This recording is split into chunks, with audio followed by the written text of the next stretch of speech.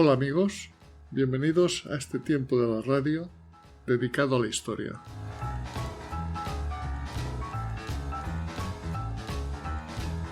En este audio hablaré sobre los acontecimientos sucedidos en España en el año 1808, que, a mi criterio, quizás sea uno de los años más convulsos de nuestra historia.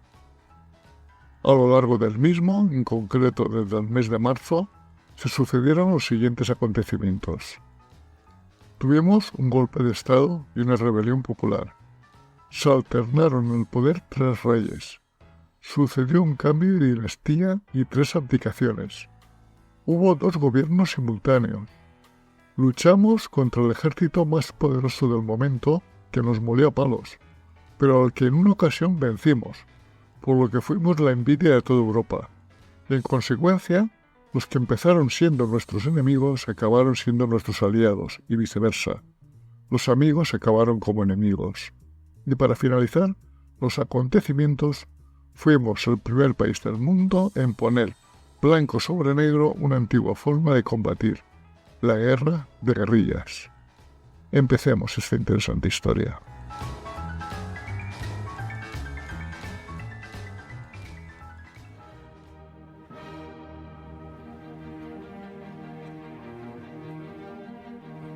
La Guerra de la Independencia Española se desarrolló entre 1808 y 1814.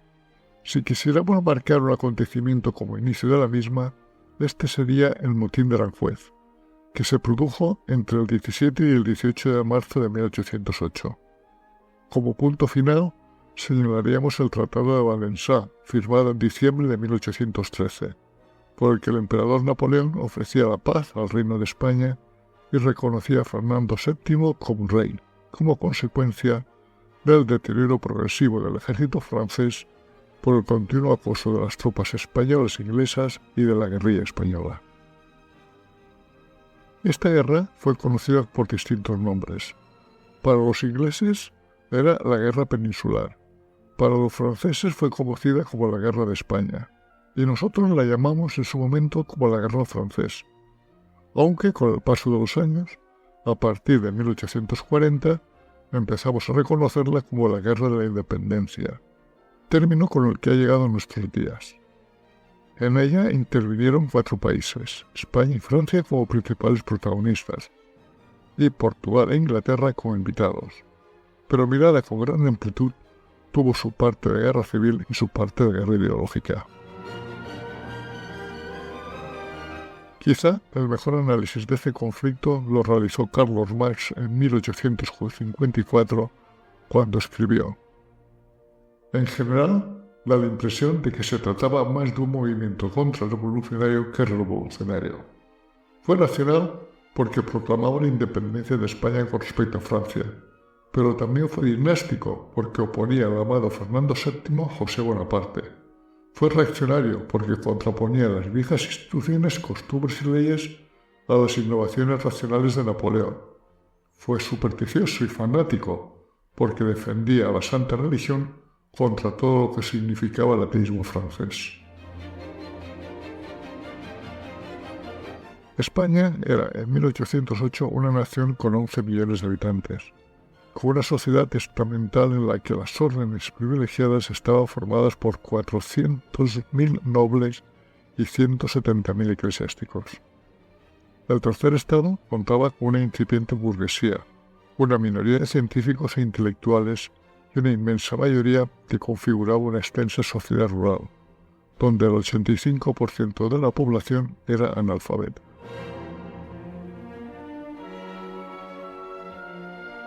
Durante años hubo quien contaba que el Motín de Aranjuez fue un movimiento popular originado por el pueblo de Aranjuez ante la salida de los reyes y la política francesada de Godoy. Es difícil que tal hecho se produjera, pues el pueblo de Aranjuez en aquellas fechas tenía muy pocos habitantes. Había más personas al servicio del rey, incluida la Guardia del Corps, que habitantes del pueblo. La realidad es que no fueron ellos quienes se sublevaron, sino centenares de personas trasladadas exprofeso desde Madrid, partidarios del príncipe Fernando, formado fundamentalmente por aristócratas, militares y clérigos, los que, Viendo el momento histórico de debilidad que se producía, aprovecharon la ocasión para derribar a Godoy y proclamar como nuevo rey al príncipe de Asturias Fernando. Fue un golpe de Estado, con todas sus consecuencias, y su principal agitador, el conde de Montijo, al que la historia reconoce como el tío Pepe en todos los motines que estudian la misma, fue el principal instigador. Esa noche, del 17 de marzo, con una señal dada por el príncipe de Asturias, según algunos documentos, los amotinados asaltaron el palacio de Godoy, con intención de atraparlo, pero no lo encontraron. No fue hasta la mañana del día 19 cuando apareció Godoy, que había estado escondido en la buhardilla del palacio, enrollado en unas alfombras.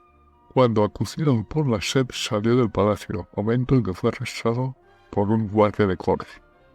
Al enterarse los amotinados intentaron hincharle, pero la intervención personal del príncipe Fernando calmó los ánimos, indicando que sería castigado en función de la gravedad de sus delitos.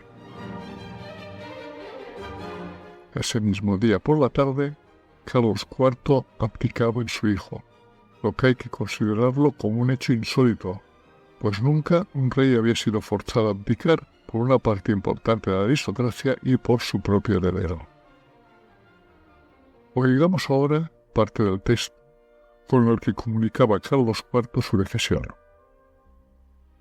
Como los achaques de Cabo Vasco no me permitan soportar por más tiempo el grave peso del gobierno de mis reinos y me sea preciso para reparar mi salud gozar de un clima más templado de la tranquilidad de la vida privada, he determinado, después de las más serias deliberación, abdicar mi corona en mi heredero y muy caro hijo el príncipe de Asturias. Por tanto, es mi real voluntad que sea reconocido y obedecido como rey y señor natural de todos mis reinos y dominios. Eso se llama contar mentiras, eso sí, eran mentiras regias. Tras la abdicación, el príncipe Fernando y el rey aparece solo en el balcón, sin el resto de la familia real, siendo victoriado y aplaudido como nuevo rey por la multitud. El embajador francés François de Beauharnais, presente en los acontecimientos, escribió al emperador Napoleón: el príncipe de Asturias, asombrado por su estado, confundido por su situación, halagado y afectado por el amor que el pueblo le testimonia, flota en la incertidumbre.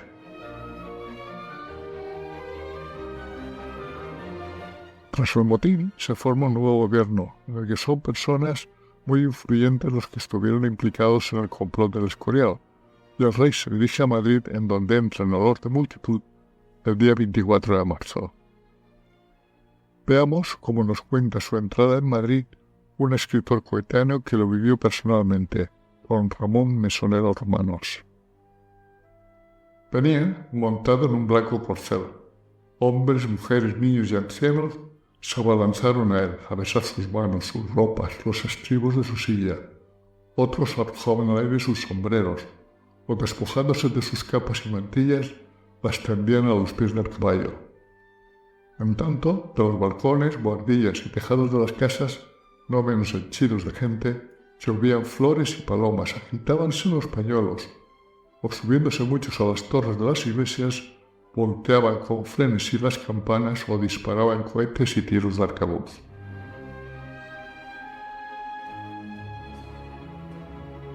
Un día antes, el 23 de marzo, en una demostración de poder, el mariscal Joaquín Murat, lugarteniente de Napoleón en España, hace su entrada en Madrid, anticipándose al nuevo rey. Y que decir tiene que en ningún momento Fernando VII fue reconocido como rey ni por Napoleón ni por su lugarteniente de España. De hecho, ninguna autoridad militar ni civil francesa le dispensa el tratamiento de majestad, sino el de su Alteza Real, la misma fórmula que habían utilizado para dirigirse a él cuando era príncipe de Asturias. Superados los temores iniciales contra su integridad física, Carlos IV escribió a Napoleón expresándose su deseo de ponerse en los brazos de un gran monarca, aliado suyo, buscando la recuperación del trono usurpado por su propio hijo. Esto no hace más que reafirmar a Napoleón en su idea de anexionarse todo el país, quitando de en medio los Borbones. Para ello pone en marcha un plan, diseñado por él mismo y fundamentalmente por su ministro de Asuntos Exteriores, para lograr la abdicación de la dinastía borbónica española de un miembro de su familia. Cuando el mariscal Murat, que estaba en España, se entera del mismo, escribe a Napoleón: «Se enfrenta usted a un pueblo ingenuo.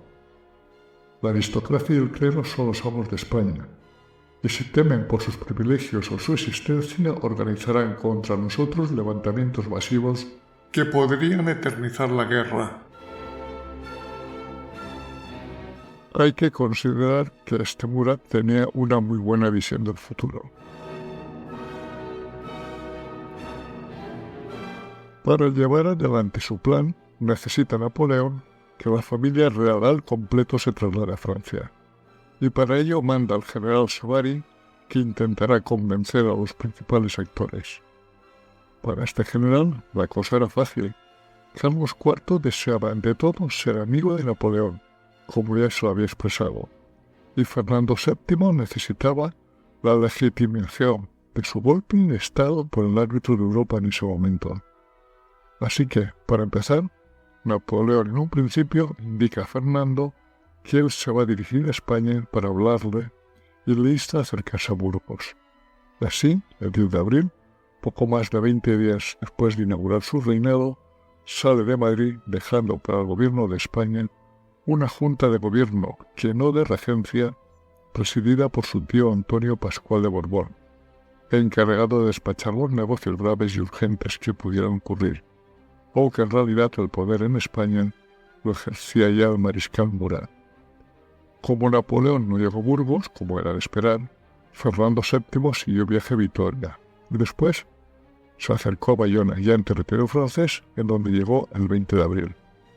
Allí Napoleón lo recibió, no como rey, sino como príncipe de Asturias, y esa misma noche lo invita a cenar, y después de la misma escribe a su ministro de Asuntos Exteriores diciéndole: «No me ha dicho ni una sola palabra, es indiferente a todo, muy material, come 4 veces al día y no tiene idea de nada». Mientras tanto, en España, el mariscal Murat libera al prisionero Godoy que estaba en el castillo de Villaviciosa de Ondón, y junto con Carlos IV y su esposa María Luisa, se dirigen a Bayona, en donde llegaron el 30 de abril. Ya tenía Napoleón todos los Borbones juntos. A partir del 1 de mayo, Napoleón, que agasaja a Carlos IV y a su mujer como verdaderos reyes de España, consigue rápidamente que éste abdique en su persona, y para ello oferta a Carlos IV, a su esposa María Luisa y al príncipe por la paz Godoy la cantidad de 30 millones de reales, eso sí, pagados en cómodas mensualidades, y el castillo de Chambord en propiedad como en su lugar de residencia. Ese era el precio que Carlos IV ponía al reino de España. Por otra parte, a Napoleón le era imposible obtener de Fernando VII su renuncia a la corona en favor de su padre.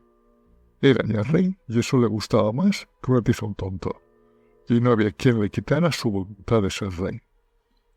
Y así llegamos al 5 de mayo, en que Napoleón recibe una carta del mariscal Murat en la que contaba la rebelión popular del 2 de mayo en Madrid, en la que habían sufrido las bajas de 200 soldados y efectuado en represalia el fusilamiento de 1000 insurgentes. Hay que decir tiene que Napoleón montó en cólera y se enfrentó a Fernando echándole la culpa de la revuelta madrileña y del asesinato de los soldados franceses, y le da un ultimátum: «Si de aquí a medianoche no habéis reconocido a vuestro padre como vuestro rey legítimo, seréis tratado como un rebelde». Ante esta posibilidad, que podría llevar el hecho de ser encarcelado, Fernando renuncia al reino a favor de su padre y Napoleón le gratifica al príncipe de Asturias con una renta alimenticia de 500.000 francos y lo mantiene recluido en el castillo de Valencia, que era propiedad del ministro de Asuntos Exteriores.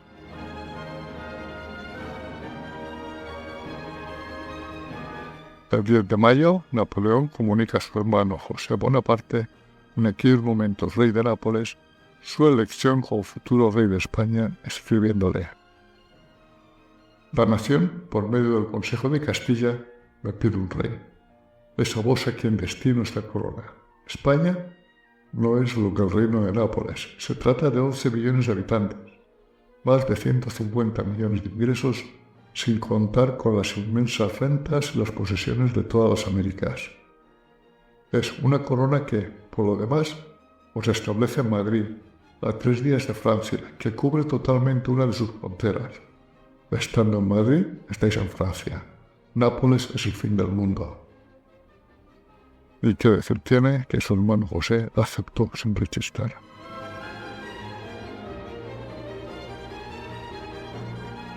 Para dar un aire de legalidad a este cambio de dinastía, en Bayona se redacta una especie de constitución para España, en la que se mezclan principios de monarquía absoluta con derechos obtenidos por la población en la Revolución Francesa, con el fin básico de atraer a los sectores más conservadores de la sociedad española a un pacto político con las fuerzas ocupantes. Napoleón, en sus memorias, nos cuenta su proyecto sobre España. Los que buscan un gobierno liberal y la regeneración de España la encontrarán en el sistema. Los que temen la vuelta de la reina y el príncipe de la paz pueden ser tranquilizados, ya que estos dos personajes quedarán sin influencia ni crédito. Los grandes que quieren la consideración y los honores que no tenían la administración pasada los encontrarán.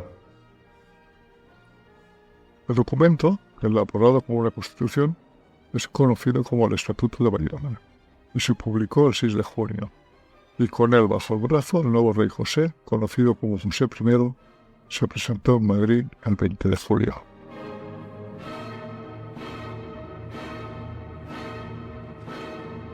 Mientras sucedía todo este lío en Bayona, en España pasaron cosas muy importantes. Vayamos unos meses atrás. Habíamos dejado a finales de abril a casi todos los borbones bien en Bayona o camino de esa ciudad. El 27 de abril, Murat solicitó, supuestamente en nombre de Carlos IV, la autorización para el traslado a Bayona de los 2 hijos de este que aún quedaban en la ciudad, María Luisa, reina de Etruria, y el infante don Francisco de Paula. Si bien la Junta se negó en un principio, tras una reunión en la noche del 1 al 2 de mayo y recibidas las instrucciones de Fernando VII, llegadas desde Bayona, finalmente se cedió a dicho traslado. En las primeras horas del 2 de mayo de 1808, un grupo de personas empezó a aglutinarse en torno al Palacio Real ante los rumores del intento de los soldados franceses de llevarse a Francia a los 2 hijos de Carlos IV que quedaban en Madrid. La aparición de 2 carruajes con tal propósito provocó un levantamiento de quienes merodeaban por el entorno del palacio, iniciándose con ello la sublevación del 2 de mayo. Aún hoy se sigue polemizando sobre la espontaneidad de esta sublevación. Hay historiadores que exponen que ya desde mediados de abril circulaban por Madrid numerosos pasquines que llamaban a estar alertados ante una pronta sublevación popular, y que había gentes que se dedicaban en las tabernas a agitar a la clientela contra los franceses. Otro grupo de historiadores hablan de un levantamiento inducido por agentes británicos, y otros, como el escritor José María Blanco White, que vivió la sublevación en primera persona, defiende que el levantamiento de España no surgió a consecuencia de un plan preparado por los españoles, sino que por el contrario fue el mariscal Murat quien, para intimidar al país, tramó astutamente la manera de producir una explosión de violencia en la capital. Vamos, lo que se conoce como un ataque de falsa bandera.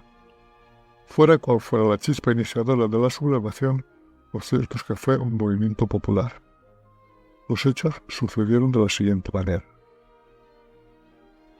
Según su propio testimonio, un maestro, José Blas Molina y Soriano, dio la señal del tumulto gritando a voz en cuello: ¡traición!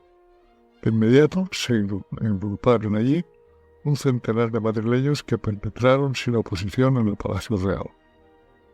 Una vez llegados a presencia del infante, este se asomó a un balcón, hecho que hizo aumentar el bullicio de la plaza. Aquello tenía todas las trazas de ser un simple tumulto hasta que apareció un personaje del que se desconoce su identidad, que se dirigió al pueblo desde una ventana del palacio gritando: «Vasallos, a las armas, que se llevan al infante». Un hecho, empezado como un acto de fidelidad a la casa de los Borbones, estaba a punto de convertirse en una auténtica revolución. Un oficial francés, seguido por un soldado que se dirigía a palacio, fue perseguido y acorralado por la muchedumbre, aunque salvó su vida gracias a la intervención de un oficial de la Guardia de Palacio. Poco después, se produjo la muerte de un coronel francés frente a la iglesia de San Juan. Esto hizo que el mariscal Murat mandara una compañía de granaderos de la Guardia Imperial, junto con varias piezas de artillería, a poner orden en la ciudad, ocasionando en su pueblo una decena de bajas. A partir de ese momento, la violencia se extiende por el centro de Madrid. Los madrileños ya no trataban únicamente de impedir la salida del infante, sino que ahora buscaban vengarse y deshacerse de los franceses, lo que produjo enfrentamientos muy sangrientos en la Puerta del Sol, en la Puerta de Toledo y en el Parque de Artillería de Monteleón. Aunque pintado en 1814, el famoso cuadro de Goya llamado La lucha de los mamelucos nos presenta las principales características de la lucha: profesionales, superarmados, los famosos mamelucos y los temibles coraceros, atacados por una multitud prácticamente desarmada. ¿Y qué pasaba con la nobleza, la iglesia y el ejército? Pues estaban mirando el espectáculo desde sus balcones, esperando a que el conflicto se calmara. A favor del ejército hay que señalar que habían recibido órdenes de acuartelamiento, dadas por el capitán general Francisco Javier Negrete. Y para muestra un botón, es significativo el hecho de que entre los artilleros del Parque de Monteleón, que tuvieron el valor de desobedecer las consignas de la intervención, los héroes de mayor devoción fueron dos capitanes, Daoiz y Pedarder. Pero en realidad, ¿cuál fue el número de las víctimas de Madrid entre el 2 y el 3 de mayo de 1808? Resulta casi imposible fijarlo a día de hoy. Ambos bandos manipularon a su favor las cifras. Así, mientras el mariscal Murat, conforme iban pasando los días, fue reduciendo cada vez más sus propias bajas, al final solo 80 muertos entre las tropas francesas, según el diario oficial del Imperio francés, aumentaba paralelamente las del enemigo hasta 1.600 españoles. Por su parte, la Junta de Gobierno española no estimaba en más de 200 las bajas entre la población de Madrid. Años después, a partir de los libros parroquiales de difuntos y otros documentos, se cuantificó en 406 muertos y 172 heridos las bajas entre los españoles. Cifra esta que no tiene en cuenta, por ejemplo, a los forasteros que, estando a la sazón en Madrid, pudieron haber participado en la lucha y perdieron la vida. Pero más que el número preciso de víctimas, lo que importa es la impresión que produjeron tantas bajas. Mostraban tanto la ferocidad de la represión francesa como el valor del pueblo madrileño, que no se había dejado intimidar por la superioridad numérica del enemigo, al que había atacado en una auténtica batalla.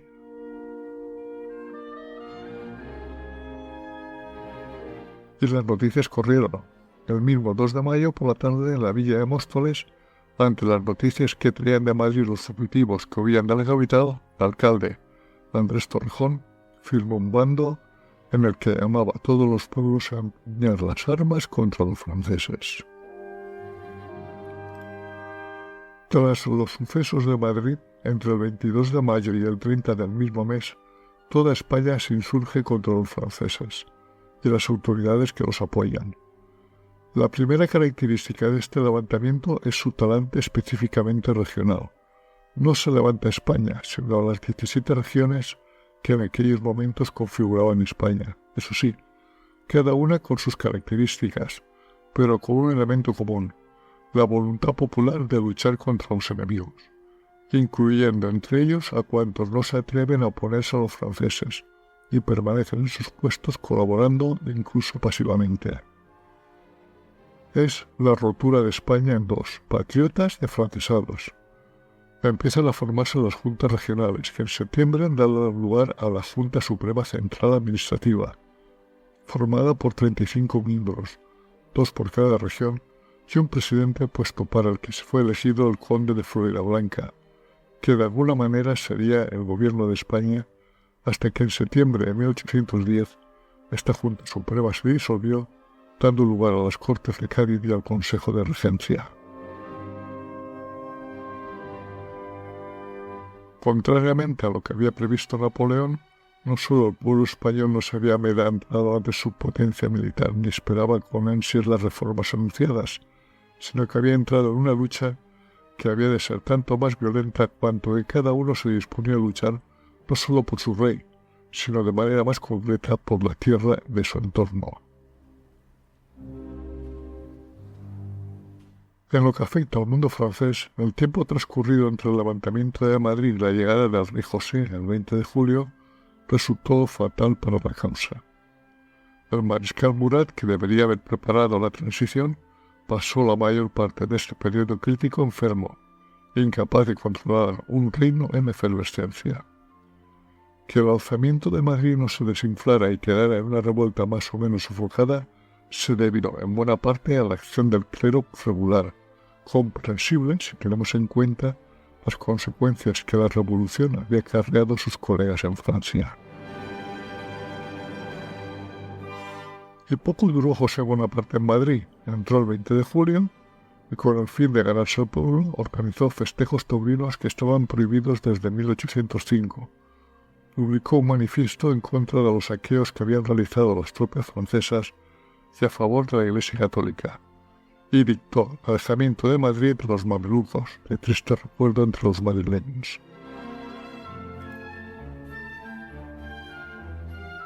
Todo ello medidas populistas, encaminadas a propiciar una proclamación tranquila como rey de España y de las Indias unos días después, el día 25 de julio. Pero este rey iba a estar muy poco tiempo en Madrid. El mismo día 25 ya se rumoreaba el triunfo de las tropas españolas en Bailén frente a las francesas mandadas por el general Dupont, pero la noticia no llegó oficialmente a Madrid hasta el día 28. Los 3 días siguientes fue una desbandada francesa. Oficiales, sirvientes, la mayoría del personal que prestaba servicio al rey había desaparecido, tanto españoles como franceses. Así que el 31 de julio, 11 días después de su entrada, José I abandona Madrid rumbo a Burgos, alargando luego hasta Vitoria. Ya no regresaría a la capital hasta el 22 de enero de 1809, de la mano de su hermano el emperador Napoleón y con el apoyo del ejército francés. En los 6 años que duró su reinado entre 1808 y 1813, entró y salió en Madrid obligado por los acontecimientos 9 veces. En este contexto, el gobierno de José I Bonaparte, que debía distinguirse por su carácter reformista surgido de la Carta de Bayona, solo pudo ejercerse en las áreas bajo control militar del ejército imperial. Pese a ello, aunque la mayor parte de sus iniciativas no pudieron concentrarse ante el continuo hostigamiento o fueron derogadas durante el reinado de Fernando VII, otras perduraron, como fueron mejoras de urbanismo, de enseñanza, etc. en varias ciudades. Por parte española, entre el 2 de mayo y la llegada de José I a Madrid, como ya he comentado, se fueron creando las distintas juntas regionales como forma de gobierno territorial. La primera, la de Asturias, el 25 de mayo. No fue hasta el 25 de septiembre en Aranjuez, ya salido José I de Madrid, cuando se creó la Junta Central Suprema y Gubernativa del Reino, presidida por el conde de Floridablanca, que estuvo vigente hasta su disolución el 30 de enero de 1810, en que se creó el Consejo de Regencia de España e Indias, que dio lugar a las Cortes de Cádiz y a la Constitución de 1812. Sin embargo, esta Junta Central fue incapaz de nombrar un bando militar único para enfrentarse a las tropas francesas, ya que cada general territorial al mando de su ejército era autónomo a la hora de tomar decisiones. A comienzos de 1808, el ejército regular español contaba con unos efectivos de unos 100.000 hombres, todos ellos profesionales, pues no existía el ejército de guerra. De ello, el 83% eran tropas de infantería, 4% artillería y el resto caballería, pero la mayoría de los jinetes carecía de montura. Buena parte de las tropas de élite, unos 20.000 efectivos, se encontraban en Dinamarca a las órdenes del marqués de la Romana, en ayuda a nuestro aliado francés. El resto estaba distribuido por la península, bajo el criterio de que las fuerzas se ubicaban para repeler un ataque por las costas, que no para hacer frente a un enemigo interior. Con este ejército de base, y con la ayuda de voluntarios que se incorporaban tras la declaración de hostilidades por parte de las juntas regionales, empezaron a producirse los primeros enfrentamientos.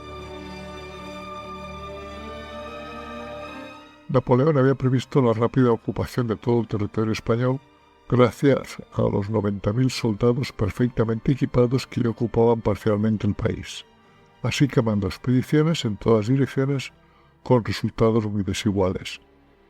El primer enfrentamiento bélico tuvo lugar entre el 5 y el 16 de junio en el desfiladero del Bruch, donde 2.000 combatientes procedentes del regimiento de soldados suizos, desertores de los cuarteles de Barcelona, voluntarios y somatenes, hicieron frente a una columna de 3.800 soldados franceses que habían salido de Barcelona y se dirigían a Zaragoza, con el resultado de que la tropa francesa no pudo seguir su camino.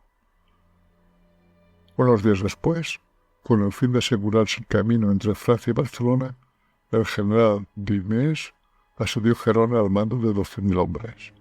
Entre el 20 y el 21 de junio, 2.000 defensores, entre ellos solo 350 soldados regulares, y el resto voluntarios civiles de la propia ciudad, hicieron frente con éxito a las tropas francesas, que se vieron obligadas a retirarse. El siguiente problema francés surgió en la ciudad de Zaragoza, punto importante en la comunicación entre Barcelona y Madrid, así como entre el Cantábrico y el Mediterráneo, por lo que Napoleón necesitaba su control. Para ello se dirigió hacia allá el general de brigada Charles Lefebvre, al mando de 5.000 soldados. En la ciudad de Zaragoza estaba el brigadier Palafox, con 5.000 soldados mal equipados y sin experiencia. La ciudad resistió hasta el 13 de agosto, cuando tras recibirse las noticias de la derrota de Bailén, las fuerzas francesas se retiraron. Tampoco fue un éxito la expedición de tropas francesas que saliendo de Madrid se dirigieron a Valencia. Por diversas causas, entre ellas elegir caminos no adecuados a través de las montañas de Cuenca, estas tropas regresaron a su origen sin haber conseguido su objetivo. Pero no todo iban a ser desgracias para las fuerzas francesas. Cuando las batallas se libraban a campo abierto, las fuerzas españolas tenían todas las papeletas para ser arrasadas, como pasó en la batalla de Medina de Río Seco el 14 de julio, en donde las tropas francesas, al mando del general Bessières, con un ejército de 14.000 hombres, barrieron un ejército conjunto de las juntas de Galicia y Castilla, mandando por los generales Cuesta y Blake, compuesto por 22.000 hombres. La victoria francesa no tuvo discusión, hubo más de 1.000 muertos españoles, otros tantos desaparecidos y 1.200 capturados. Para rematar la fiesta, los soldados napoleónicos saquearon la ciudad de Medina de Río Seco y ejecutaron a un gran número de los efectivos capturados. A finales de mayo, el mariscal Murat envía una fuerza expedicionaria que, saliendo de Madrid, se debía dirigir a Cádiz con el fin de proteger los restos de la flota francesa que había sobrevivido a Trafalgar y que estaba bajo el mando del vicealmirante Rosselli. Lo que antes era un puerto amigo, ahora es un puerto enemigo. Para dirigir esta fuerza, Murat designa al general de división Pierre-Antoine Dupont, quien, con 20.000 efectivos a su cargo, se encaminó por el camino real hacia su objetivo. El 7 de junio, tras una marcha sin incidentes a través de la Carolina, Guarromán, Bailén y Andújar, se produjo un enfrentamiento en el puente de Alcolea, a 12 kilómetros de Córdoba, como primera defensa de esa ciudad. Allí, 1.400 efectivos españoles fueron barridos por la vanguardia francesa, y su artillería, quedando la ciudad de Córdoba desguarnecida, siendo saqueada brutalmente por las tropas francesas durante los siguientes días. Mientras, le llegaron al general Dupont dos noticias que le hicieron cambiar de estrategia. Por un lado, se enteró de que la flota francesa del puerto de Cádiz se había entregado a las autoridades españolas, por lo que la misión principal que le habían encomendado ya no procedía. Por otro lado, fue informado de que las juntas de defensa de Sevilla y Granada estaban reclutando un ejército con 50.000 hombres. Ya les hubiera gustado a estas juntas de defensa poder reunir a tanto personal en un ejército. Ante esta situación, Dupont consideró que más correcto sería esperar refuerzos procedentes de Madrid y retroceder hasta Andújar, enclave al que llegó el 18 de junio, en donde debido a su posición estratégica entre dos ríos se encontraba seguro. Allí se quedó durante un mes. El 25 de junio se le incorporó con nuevos refuerzos el general Bedel, procedente de Madrid.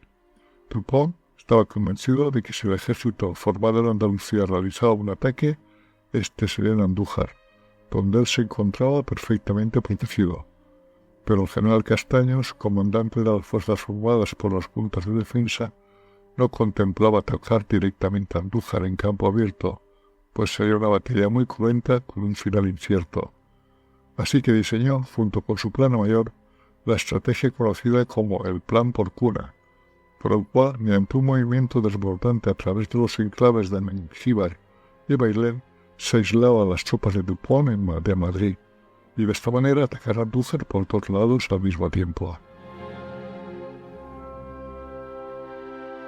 En las primeras semanas de julio se producen los primeros movimientos del ejército de Castaños, intentando despistar a los sistemas de información de Dupont en una serie de osadas maniobras. Fue desplazando su ejército día y noche, cambiando constantemente de dirección, de manera que el sistema de información francés no pudiese estar seguro de sus intenciones. El general Dupont, pensando que iba hacia Sierra Morena para cortar su línea de abastecimiento con Madrid, el 17 de julio manda al general Bedel con 9.000 efectivos a proteger el Camino Real, dejando tropas a la Carolina, Santa Elena y Guarromán. Cuando pasaron por Bailén no había rastro del ejército español y siguieron hacia los objetivos marcados. El general español encargado de realizar el movimiento desbordante fue Teodoro Reding, al mando de 2 divisiones, lo que hizo el 18 de julio tomando Bailén. Por unas pocas horas de diferencia, casi se juntan las dos avanzadillas en Bailén, y el resultado del enfrentamiento hubiera sido distinto. En total, el general Reding disponía de 17.000 hombres y 23 piezas de artillería, eso sí, de mayor calibre que las francesas, que colocó a las afueras de Bailén. Para evitar que Dupont se centrara en los movimientos de las fuerzas de Reding, el general Castaño ordenó los días anteriores distintos ataques de distracción a Andújar, con el fin de que creyera Dupont que los españoles tenían la intención real de atacarla en ese punto. Ante los movimientos de tropas, Dupont decide abandonar su posición en Andújar y dirigirse hasta las fuerzas de Bedel en Guadalromán, pues con la información de que disponía, no era previsible encontrarse con alguna fuerza significativa del enemigo en el camino. El 18 de julio, a las 21 horas, se inicia la marcha hacia Bailén. Mientras tanto, el general Reding, siguiendo el plan Porcuna, estaba preparando sus tropas para dirigirse hasta Andújar, para atacar conjuntamente la ciudad con las fuerzas del general Castaños. Pero a la vista de los movimientos de las tropas francesas, para todos los preparativos y despliega sus tropas para una batalla defensiva, formando 2 líneas compuestas de 2 alas y un centro en el que desplegó la mayor parte de las dotaciones de artillería. Dupont, que no es consciente aún de que en Bailén estaba la mitad del ejército de Andalucía, decide mantener la formación en columna e intenta romper las líneas españolas con la vanguardia de Teulet y los escuadrones de la segunda división de caballería del general Maurice Fréchet. Lo que tiene en mente es reiniciar la marcha lo antes posible para reunirse con Bedel y alejarse lo máximo posible de Castaños, a quien sigue considerando su principal amenaza y que esperaba apareciera por la retaguardia. A la vista de que no podía romper la línea de defensa española, a las 6:30 dispone a las fuerzas de su vanguardia 4.500 efectivos y 10 piezas de artillería en formación de combate, ejecutando la primera carga contra las tropas de Regin sin resultados. Poco a poco, Dupont va aumentando sus efectivos cuando llegan las brigadas de los generales suizos Joseph Partenier y del conde de Salmin, que se habían quedado rezagados escoltando el convoy con el botín procedente del saqueo de Córdoba, unos 500 carros. Con todas sus fuerzas, Dupont realizó 4 cargas a lo largo de la mañana sin conseguir desbordar las líneas defensivas españolas. A las 14 horas, cuando fracasó la última carga en la que participaron los marinos de la Guardia Real, cuerpo de élite famoso por ser los militares que reflejó Goya en su pintura de los fusilamientos del 3 de mayo, Dupont solicita un alto el fuego y decide dar por finalizado el enfrentamiento ante el elevado número de bajas sufrido, al mismo tiempo que pide permiso para que sus tropas pudieran retirarse a través de Bailén.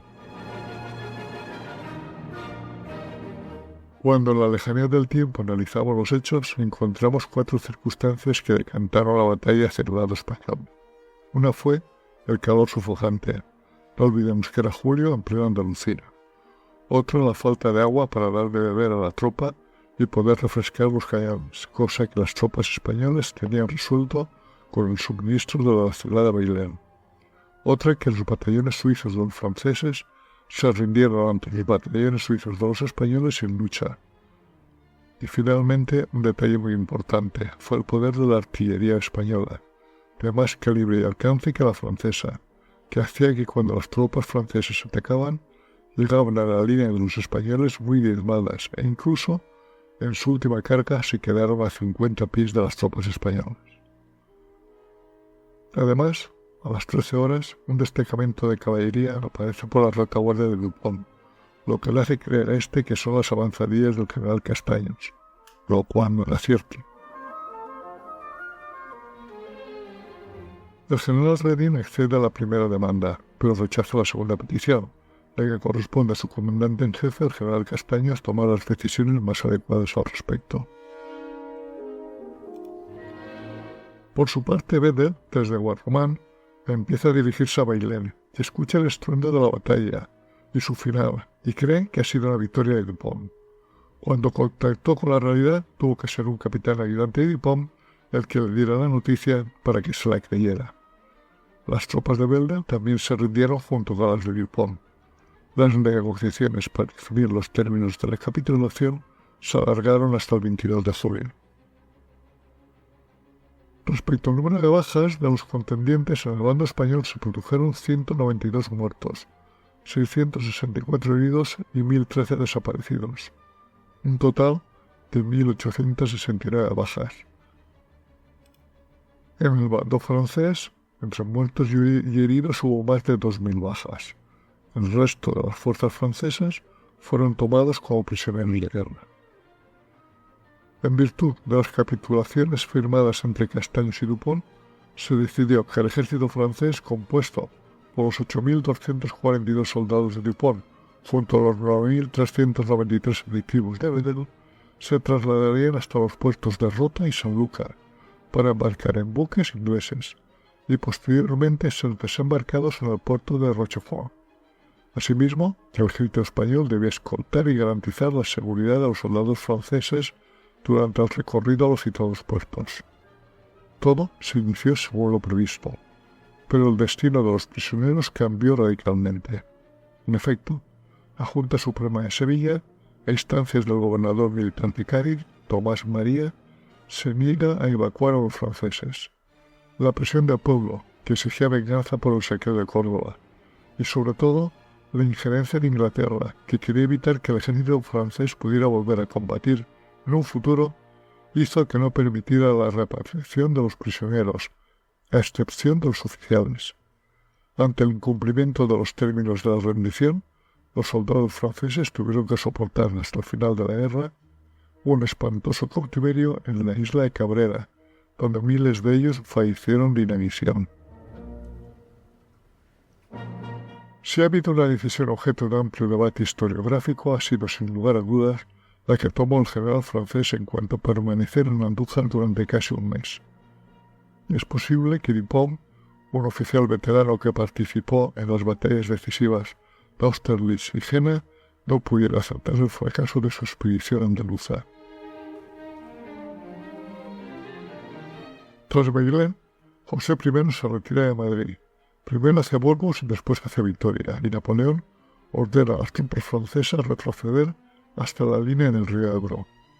Al emperador francés la batalla de Bailén le dolió en lo más hondo de su alma, no tanto por su repercusión militar, sino por el orgullo perdido de que el mejor ejército europeo, el suyo, había caído ante el peor ejército, como él calificaba al ejército regular español. Y de hecho, en todo el territorio dominado por los franceses, la derrota de Bailén no existió, cayó un manto de silencio sobre la misma.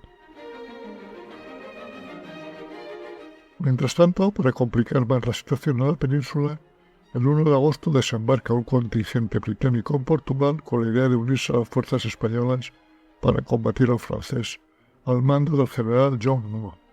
En octubre, otro contingente desembarca en Coruña, con lo que los efectivos británicos en la península ascendían a 30.000 hombres. Esto ya era demasiada humillación para el emperador, que se puso el mono de trabajo y personalmente organizó 8 cuerpos de ejército con más de 250.000 efectivos mandados por sus mejores generales, con lo que el 22 de octubre entró en España para poner las cosas en su sitio.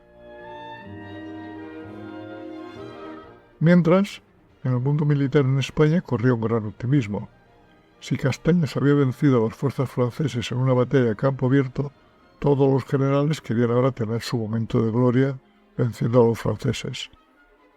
Así que cuando Napoleón entra en España, no se hace feo a emprender batallas con las fuerzas francesas, esperando vencer. Pero la realidad es que el ejército regular a campo abierto encontró sus debilidades frente al bien pertrechado ejército francés, y fuimos perdiendo todos los encuentros que tuvimos.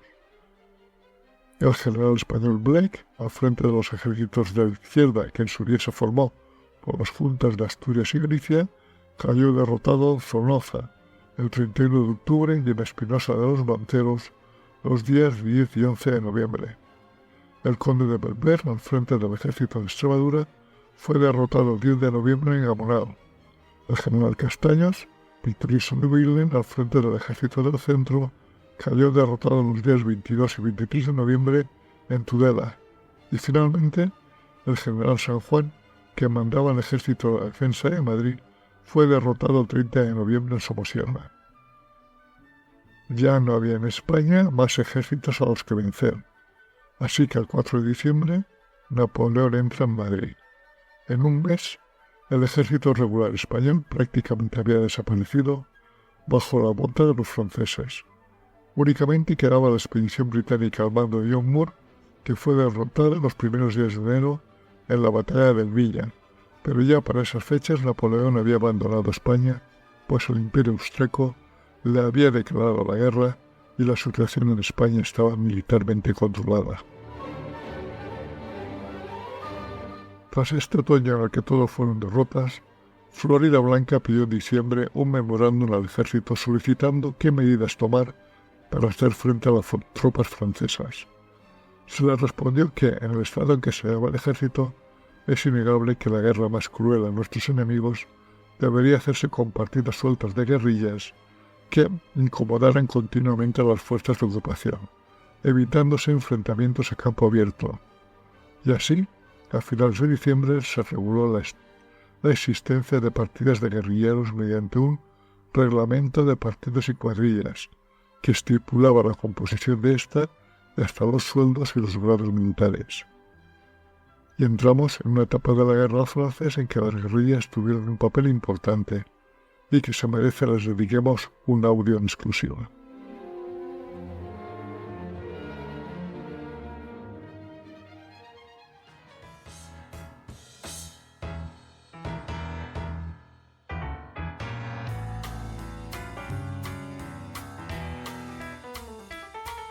Si estás interesado en otros temas de historia, nos puedes seguir en YouTube en el canal Desde mi Retiro y en iVoox, Spotify y Google Podcast en el canal Un poco de Historia.